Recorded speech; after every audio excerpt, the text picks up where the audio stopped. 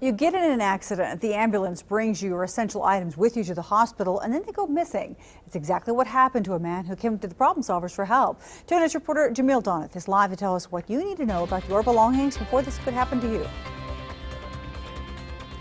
A man came to us after his tooth implant was lost while being transported to St. John for a fall in April.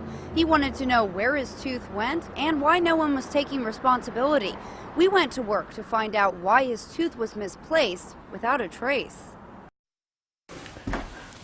Even with a paralyzed leg, Norris Minor has no problem getting up and down these stairs. Then on April 13th, he tripped on these steps. I fell right here on the ceramic tile. The next thing Minor remembers is waking up in the hospital. The doctor told him he had a concussion and one of his teeth fell out. But when he got home, his tooth wasn't there. What happened? What happened to it? He called St. John. They said they would need to do an investigation. 2 months later, they had no record of his tooth.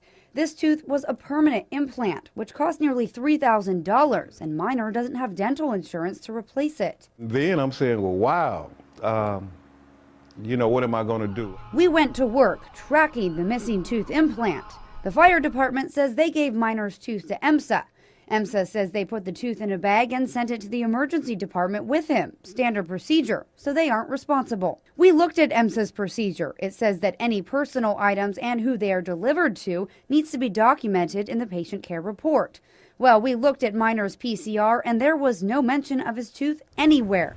When we asked EMSA why they didn't follow their own protocol, they said that the EMTs thought that it was a real tooth. That makes it an amputated body part, which they say doesn't need to be documented. Then we asked St. John. Their procedure requires staff to inform patients when they arrive that they are not responsible for any personal belongings. But Minor was unconscious at the time and had no idea his tooth had followed him to the hospital. So here's what you need to know from Minor's experience. Have a list of medical procedures you have had and necessary items like glasses, dentures, and hearing aids. And inform close friends and family of your conditions and important belongings in case of an emergency. Yes. Minor may never find his tooth, and no one is claiming liability for it. But for him, he didn't just lose a tooth. It's very embarrassing for me. I'm used to smiling, and I love to smile. So I miss that. Now, because no one is claiming responsibility for Minor's tooth, we are looking into options for him. If you have a problem, you can email us at theproblemsolvers@kjrh.com. Live in Midtown, Jamil Donath, 2 News Works for You.